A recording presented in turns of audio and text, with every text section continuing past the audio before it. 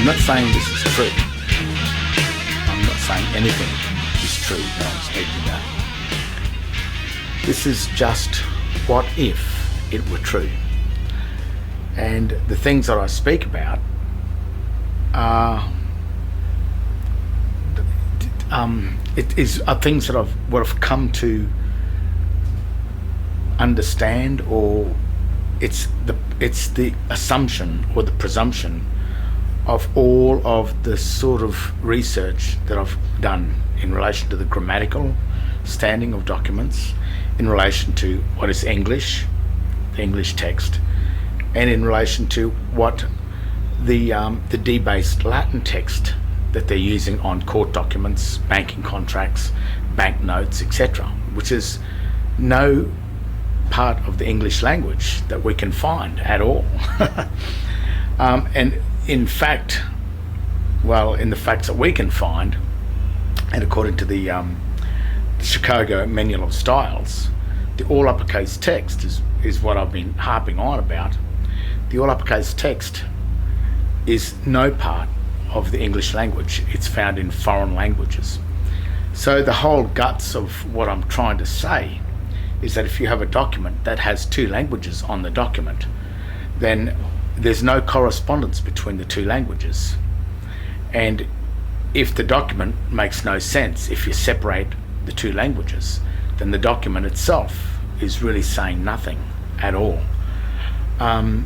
People say the document's a fraud. No, it's not a fraud. There's no document as a fraud, because the document is what it is. The fraud is in what someone does with the fraud, such as passing it off as something that it is not. But today I'm just going to enlighten you, or give you a scenario of what the hidden side of the all uppercase text, which is called debased Latin, which I call debased Latin. It's known as in the Black's Law Dictionary as dog Latin, which is the all uppercase Latin style of text constructed under the grammatical rules of English, which can't be. So in the Black's Law Dictionary, they've given it a name, which is called dog Latin. And you know, that took me a long time, because in all my quest of finding out what the all uppercase text was, because magistrates would close down a court case and wipe it off the record before they will answer the question, what styles manual did you use to construct the document that you're passing off as a charge? What styles manual did you use, and what is the all uppercase text? I cannot find it in the Oxford Manual of Styles.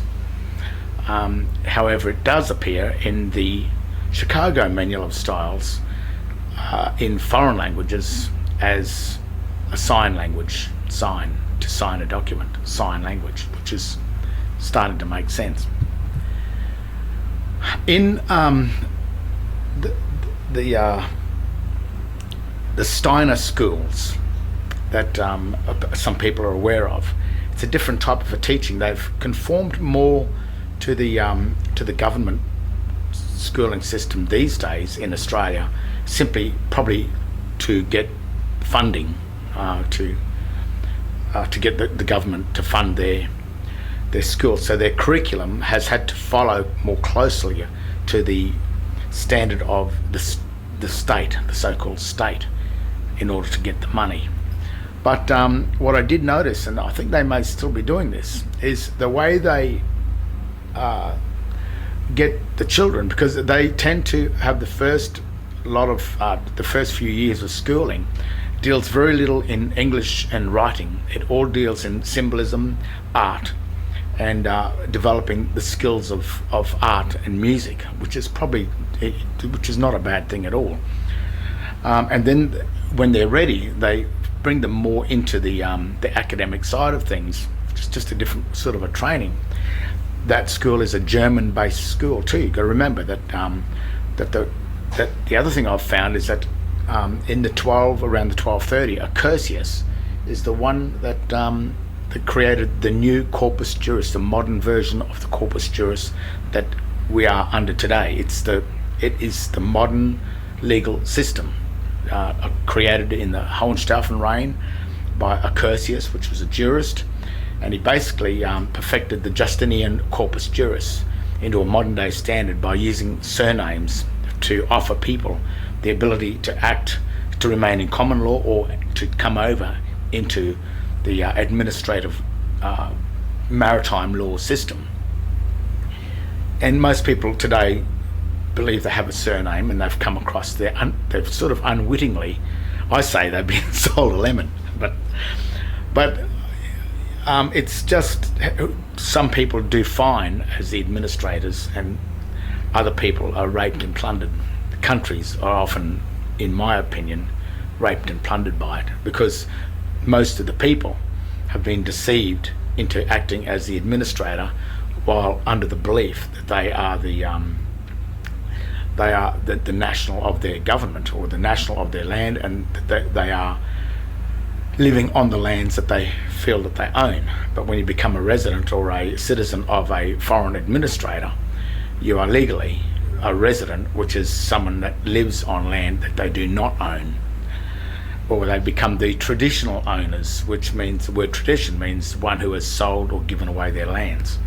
And of course, in Australians' case, and the original Australians that were here prior to the white settlement, if they call themselves traditional, well, then they have jumped from the land up onto their ships in dry dock, their foreign corporate ships, where they may be getting some sort of a benefit out of it. And that's why they've done it. Or they may need to do it just to survive.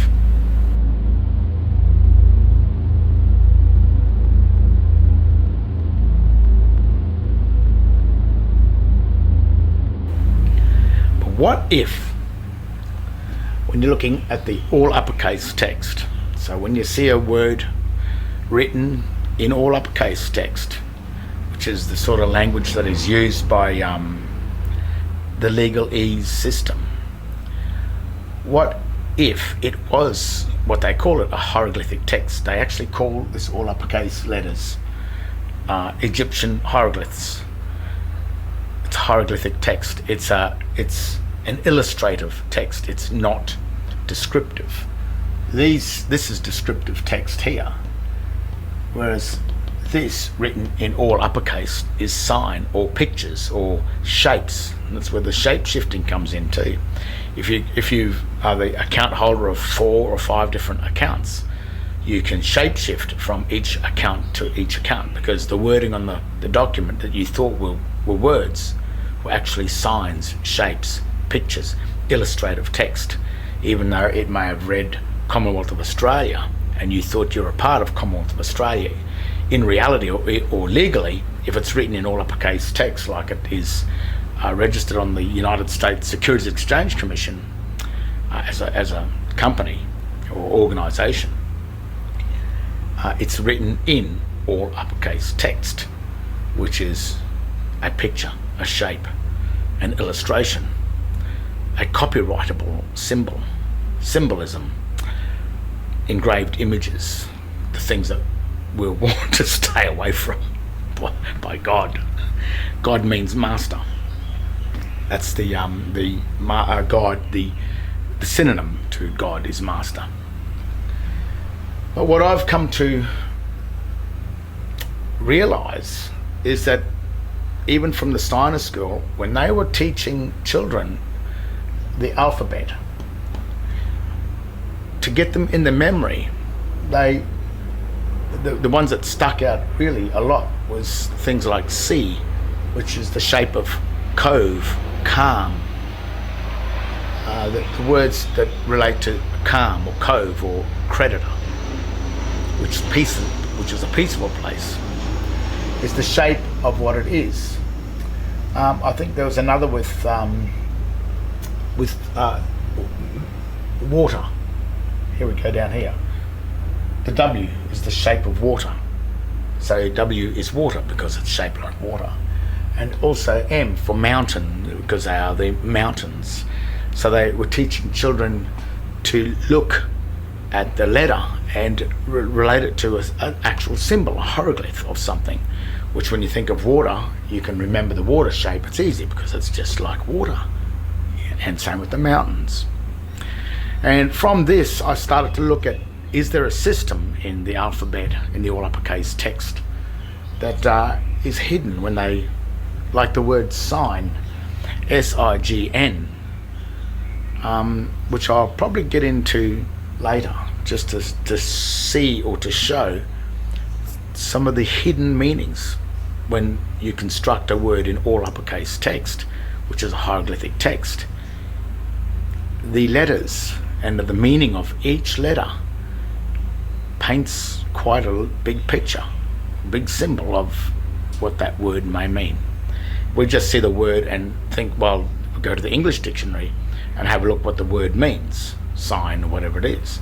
But when you look at the hieroglyphic meaning, which is the hidden text that no one has really taught anyone about, then some of these words may show in more detail what you're looking at. I'm going to run through A. What if A stood for administration? A. And you can see the A. It's the triangle cut across the top like the $1 bill on the United States, with the I inside the top little half, which means the hierarchy of the pyramid system scheme are the ones that know the reality, and all the ones underneath the A are the ones that are being administrated. A. Now, what I'm also doing is, if you keep this in mind as you're going through, then we can use this code of things to work out some of the meanings, to work out the meanings of some of the words that they're actually using, and it's quite surprising. B. Babylon.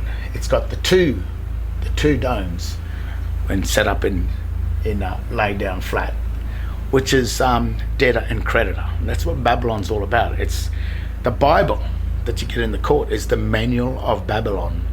So if you know the Bible, you'll know how Babylon works, and when you read the manual, you know the manual of your car, your boat, or your engine.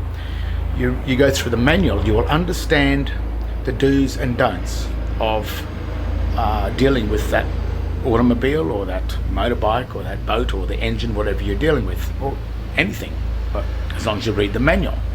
And you will also notice that the manual says if you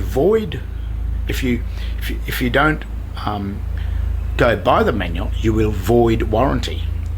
And this is something that I've always said about the English language. If you're going to use a language in a court document and you don't follow the manual, that's why I asked the magistrates, well, what manual did you use? So that I know if you've voided the warranty. Because if you've used a language and you're avoiding the warranty, then all your warrants that you've assumed are warrants are worth nothing. It's wiped the charge out from the very beginning. Does the charge exist? Did you construct the charge in according to the rules and regulations of the warranty or of the manual of that language? And a lot of the times, no, they did not, which voids the warrant, voids the warranty, voids the charge. It's gone. See you later. It's a little bit deeper than that, because you've got to know who you are first.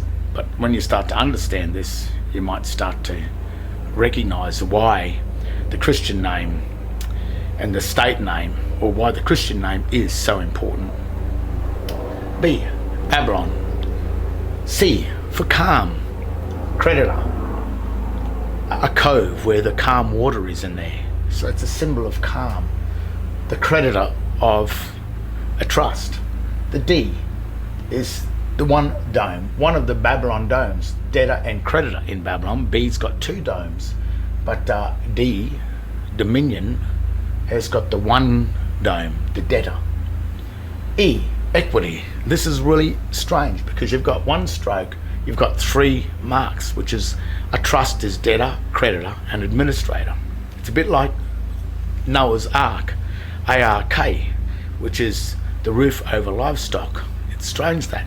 And another really strange thing about Noah's Ark is that there were three decks on Noah's Ark: the debtor, the creditor, and the administrator. Same with the animals. He brought the debtor unclean, and he brought the creditor, which was clean. Clean animals and unclean. Isn't it? Unclean animals in the dictionaries means corrupt. So when you think about debtor and creditor, think about the Christian name, John Henry, as the creditor, and then John Henry Doe. So when the police ask you for your name, you'd say John Henry Doe.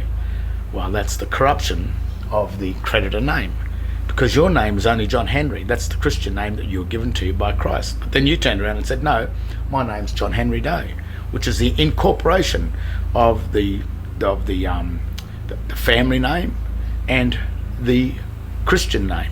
The minute you've incorporated, you've created a incorporation, which is under the rules of the Vatican, which is under the rules of the debtors, which is the corruption. So they administer the lost people that are corrupt, that don't know their own name. So equity is very important. So there's 3 strokes in a symbolic E, or all uppercase E. But F has 2 strokes. And that's very important, because F is for fraud. F is, or the 2 strokes, is like having a trust system where there are debtor, creditor and administrator, but one of them is missing. But if you take one element out of it, the debtor, creditor and administrator system, then the trust is no longer a trust. It's just an agreement between 2 parties. But if you have an office of debtor, an office of creditor and an office of administration, and then take one of the parties outside of the office, then the actual trust exists in a form, or a dead form, of an office form, an official form. But one of the subject matters has been removed, which creates a trust, but in fraud, because it's a trust of the office of debtor, creditor and administrator, only housing the administrator, who's the magistrate, and the debtor. The creditor is only, he's got a choice of going from creditor or debtor, creditor or debtor. And in that is what F, fraud. And notice fraud, fiend, fake, all the fake words, all the fucked, the words that the words that are not right start with, even like mail, it's been franked. I wonder why, because even on mail it's got written there postage paid, but because the postage is paid has been written in the D-based language, has it been paid? It's only, or is the D-based language where it says on mail postage paid, because it's written in D-based Latin, is it telling you that the postage has not been paid? See, if you know your grammar, then you can see that everything is in full disclosure. Even though you read it wrong, if you knew your grammar, you would read it correctly. G, which is like a C with a small T in it, like this. G, which is the governance, which is governance, governance of the calm water. Governance, G, for governing, which is really the T is the treasury, in with the C, with the calm, the T and the C, treasury with the calm, the governance. So true, proper governance is all the G words are like that. H, hierarchy. And when you think about even the H, if you think of the old Egyptian, some of their systems where they've got the two pillars, you walk into the buildings, there's the 2 pillars on each side, which is the hierarchy, which is the strength holding up the system. And that's why it's shaped like an H. An I, me, one, you, I. J, that's a strange one, the joker. J is the joker, the jack. All the joker words. And a J is made up of a T, which is a treasury, and at the bottom is a little loop, which is a U, which is the underworld. So the Joker is the treasury that is with the underworld, or with the Joker. The treasury with the underworld, which is a joke. That's why it's the Joker. The K is funny because it's like a cross cut in half with a line down the middle of it. K is kill. And killed on the cross, and it's strange because we'll go over to the cross. We'll get to that, and I'll explain what's going on there. L, Lucifer, illusion. It's the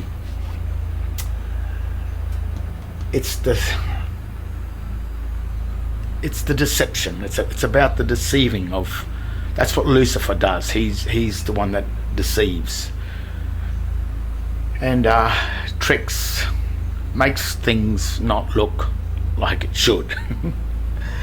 M, of course, mountain, and M would be the dealing with the mountains and valleys. So the mountains direct the valleys. Wherever the mountains are, the valleys where the water flows, where the currency, the flow of energy flows in the valleys, which are the banks, and the direction of the valleys is really where the mountains are, because water can only flow through the valleys.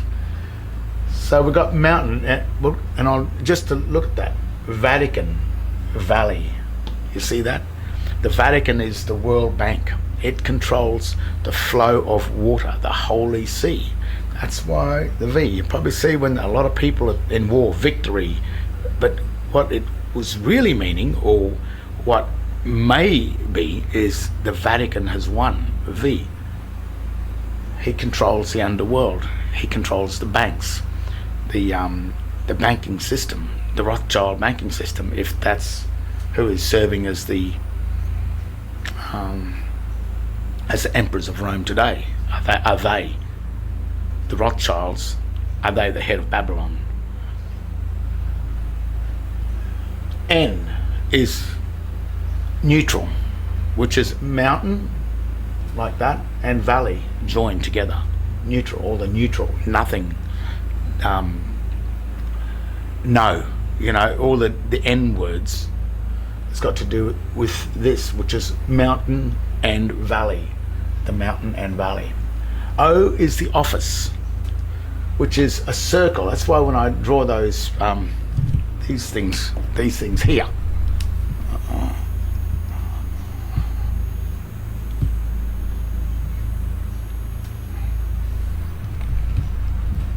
I use that as the office of administration, the office of creditor, and the office of debtor. But of course, like I say in the fraud, if we are in the debtor and we are not with the creditor, not very good with my left hand, not with the creditor, if we are just here, then the office of creditor is empty. But this trust that is being administrated by this Vatican here, the trust itself in the world of the dead is still in existence. It's still operating, even though we're not there. And that's where the fraud comes into it. Fraud. P, that's plebeian.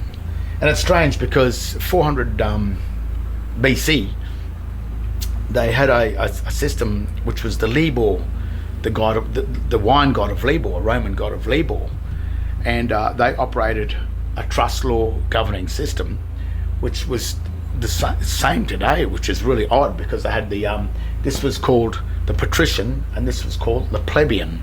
The creditor was the patrician, the debtor was the plebeian, and Libor, who was the terms and conditions of the trust. That was the you could say the constitution. The administration is the constitution. It's the written contract, and of course the administrator, who is the magistrates, who are really the captains, they are on top of this administration ship system, and they make sure that everyone follows the rules of that ship. And of course, the Libor code, the god of Libor, that had a system of rules and regulations, and one was the creditor and one was the debtor, patrician and the plebeian. And it's strange today that they've got the plebeian, they have the plebiscites, and if you vote in a plebiscite, then what you're saying is, when you walk into the polling booth and you class yourself as the debtor or the plebeian, or the one that's has the power to vote inside the system, you are the plebeian, the pleb, the debtor of the system. You are not the patrician. That was around 400 BC, and it's got its way into the governing system of today, which just, as I said, goes to show these systems are not new. These go back a long time.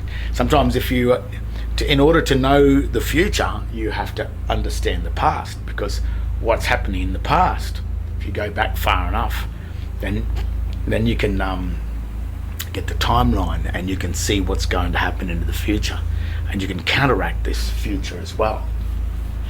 Just by knowing what's going to happen.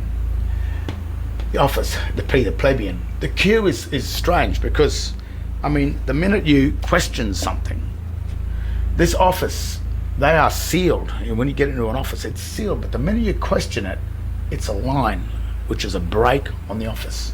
So when you walk into the courts and everything like that, like I did, I walked in quite happily, because because when the police try and put you into court, and if you don't turn up, they'll come around and punch the crap out of you.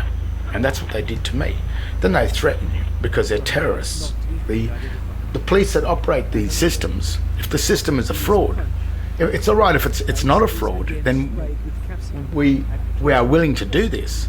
But when we're being forced into a fraud by way of terrorism and threats, which is extortion, when those state police or Queensland police or any form of state police comes around and threatens you, if you don't act as the debtor and they threaten you, well then, even that is a violation of the system. I think it's Article 1 of the Unidroit Treaty of Rome that it even says that this system, the Unidroit Rome Statute, is voluntary. It must be voluntary. But if you don't know what's going on, you'll have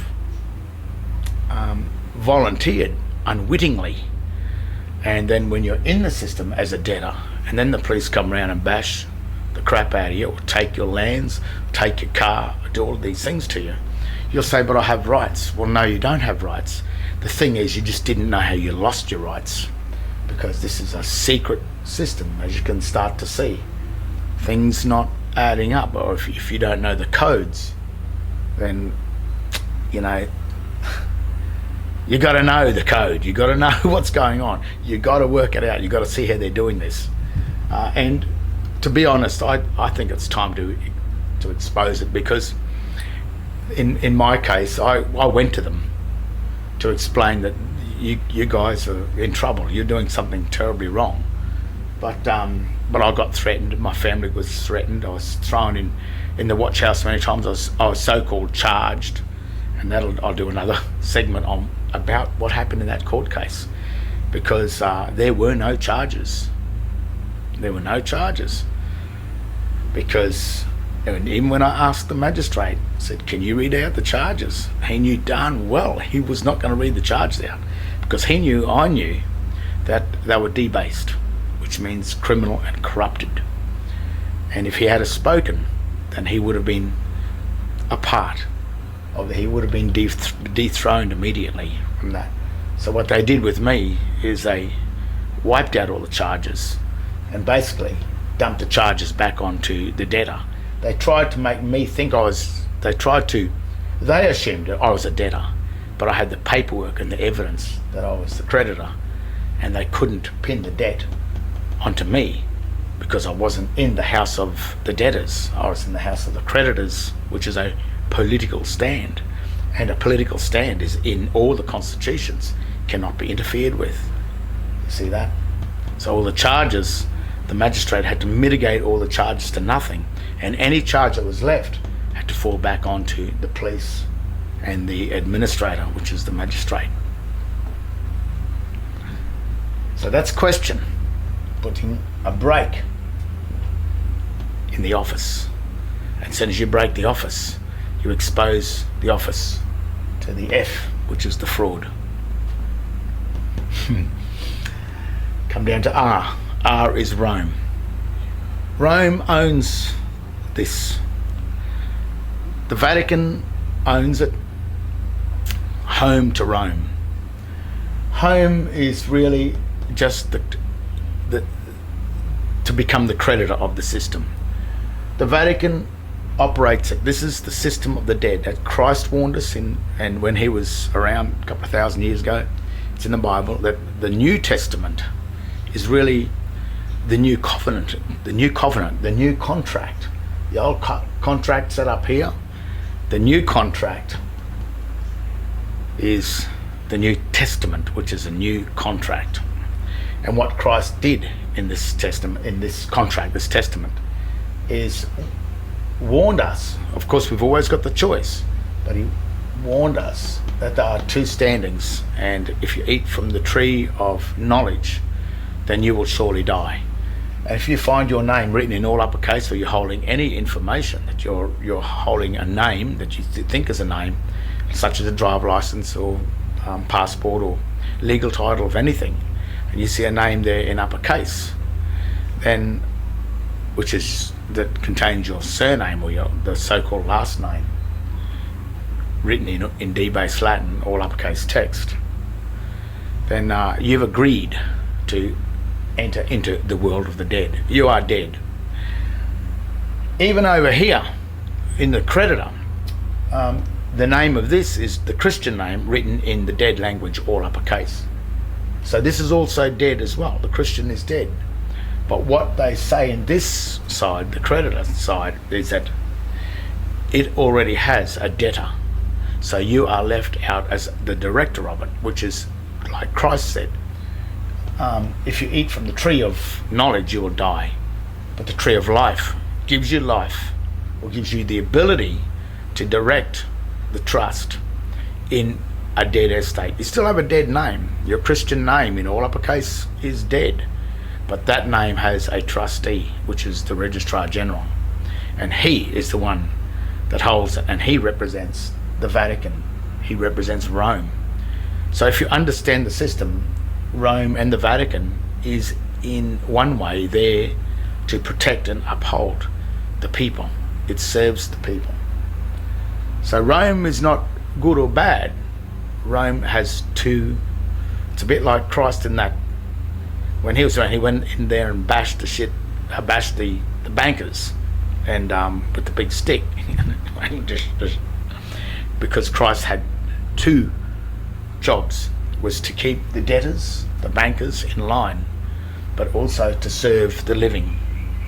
The Vatican, who claims to be the vicar of Christ, which is the stand-in of Christ, then he has to operate the same system. He becomes the basher of the banks and any of the subdivisions of the banks. So if you hold a bank account, then you are an account holder of the bank, which is a trustee. So you step out of line and you will be bashed. So the only way to get out of that is you can't have bank accounts. It's going to be awkward, isn't it? But I don't have bank accounts. And you get used to it. You can survive. It's life. You don't need a lot of that stuff, I can tell you that. S, the snake. We've got Rome, which is the copyright owner of this system. Rome also owns these symbols. That's Rome. That belongs to Rome. S is the snake. It just looks like a snake. Snake, you'll probably know the snake. He's in the Garden of Eden. He's the one that came down and did all the conning with Adam and Eve and the snake, and he got Eve to eat the apple, which is really offered Eve the credit card, and Eve took it, and then Adam What's left of the dead. That's just personal stuff. But that's what the snake is, the snake in the garden. It's the one that, they're the ones that will trick you. They're the ones you've got to watch for. They're the ones that will be the ones you... Car salesman is a snake. They're not all snakes. A lot of people want to do the right thing by you, but in general, that's what the snake is. The one that comes in and sells you the lemon, sells you a fraud over here. And the Vatican has sort of done that, sold you a fraud. The T is the treasury, the trust, like a T, like a ledger, a debtor and creditor. And, people working in administration will sort of understand that symbol. U, the underworld, which is the world of the dead, which is below the surface, the under the ledger. When you get a mail, the mail is called a ledger. The articles you get in the mail are a 2-to-1 ratio, which is the same ratio as the ledger sits on a grave, the 2-to-1 ratio. And the text you'll see, if you go down to a graveyard and look at the graves, you'll see the all uppercase dog Latin dead ledger text. And when you get things in the mail, the addresses or your names, whatever it is, power bills, etc., they will be constructed in the dead ledger text, which is the same text that sits on tombstones and ledgers at the graveyard. So when you break the seals of those letters, you're tapping into the world of the dead, the underworld. You're breaking the seal of a coffin because they're sealed, and that's conduct. That's what the word conduct. So this is the underworld. It operates under a different language, under a different system, and that's why documents have two languages: the common law languages of English, which operates in life or living. Then you have the all uppercase symbolic text, which symbolism. You're not to worship idols, and an idol is a symbol. So when you claim your name, what you thought was your name, written in all uppercase text, you claim not a word, you've claimed a symbol, which is symbolism. It's deceptive. Idol, you're worshipping idols, and again, you're warned in here, stay away from idols. The V, obviously, is the Vatican. It's the World Bank. And if you are not on the mountains, on the land law, which is the common law of land, is mountains, and obviously water, the W down here is the water law. So if you're not standing as the creditor, then you have no power to direct the Vatican with the mountain. You're not standing on the mountain anymore. You're in the water that's flowing as the currency through the valleys. So while the Vatican can't find you as the mountain, it can control the flow of currency. It becomes the director of the bank, the director of your treasury, which is the energy, what you do, and your ownership to the land, your mineral and energy wealth. If you are over in the debtor side and not in the creditor side, you are not on the land law, the mountain, which is land. You are not on the mountains to direct the flow of the water through the valleys, through the valley of death, fear no evil, all that stuff. And this is what it's talking about. This is how deep and incredible this scam really is. So that's what the Vatican does. It becomes the administrator up here. While you're over here, you can tell the Vatican how to control or where to flow the current, because the water on the lands is yours. You own the land, so therefore you are the director of the currencies that flow through the lands. You are on the mountains. If you're not there, you are the water, and the Vatican, then it becomes the director. It becomes the mountain. And it knows that. That's why it takes that job because it knows how to convert you from the creditor into the debtor. It knows how to do that. It's got the ability to trick and deceive you, and you'll never know what's going on. And as you can see, it's quite complex. Of course, we go down to the water, which is maritime law. This is common law, the Magna Carta, and I think just after Magna Carta in 1215, in 1230, 15 years after Magna Carta, Accursius perfected the corpus juris, which is really the law of the dead, the law of the sea. There is no footprint in water, so water flows through your hands. It's very hard to keep on holding onto it. Whereas land, you can put a footprint down and there's your mark on land.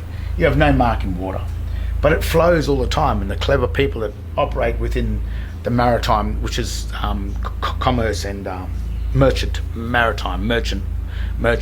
banking, the bankers, and they then, like the Rothschild banking system, it's almost taken over the whole world, which is all just through trickery and deceit. Could you imagine one day the world waking up and saying, your money is actually just fraud? It is actually only plastic or paper. It doesn't represent anything because it has a grammatical glitch. And as a maximum goes, a fraud negates or vitiates a contract. So if there's a fraud on the money, then that money is worth nothing. It's a promissory note, and you got to remember that a promise to pay is not payment. Whatever you buy with their money, it's never been paid for, so it never really belongs to you. That's why when you're on the side of the road, you say, "That's my car. You can't take that." No, you did all the work for it. You were a slave, but you didn't get paid, and you didn't pay for that car because you paid it with a note that belongs to the Vatican bankers. And because the note says that it's a promissory note and not the real payment, it's not been paid in full, or paid. It's like the mail, paid in full, whatever it is. It's not, because you've been handed a trick. You couldn't read the document, so it's not paid, and that's why the police then take your property, walk in and take you home. And it's wrong because you did the work for it, but you agreed to be a servant. You serve, and servants are slaves. Slaves have no rights, and slaves can't own property. And to be a slave, to be a debtor over here, you then become a resident, as I said before, and a resident resides on land he doesn't own. So even if you say, "I'm a resident," oh, okay, well, give us your land, buddy, because you just lost it because you told me you're a resident. See what I mean? Word science, that's what it is. X, you'll notice that on a banking contract, they put a cross. All right, say here, sign on the cross. And the cross is the point where you went from the creditor to the debtor. The minute you signed on the cross, that's the place where you died. Christ died on the cross. So these are the symbolic warnings that has happened. Now, what really freaks a bank out is if you say to the bank, "But you already signed it for me," because a cross is also the signature of an illiterate. A cross is a signature. So when they sign that, they've already signed it. They'll be scrambling if you say, "But you've already signed it. You're the one liable for the debt." They'll be scrambling to get that thing through the shredder because they know. It's obvious, isn't it? And even if you look in this big book here, the Webster's, have a look at the meaning of the cross, and it just cross. It means death. That's the point of death. It's also the signature.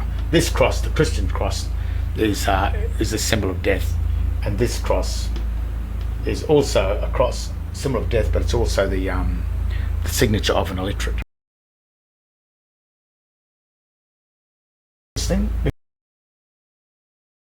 It's a three-way, but it's like an inverted one.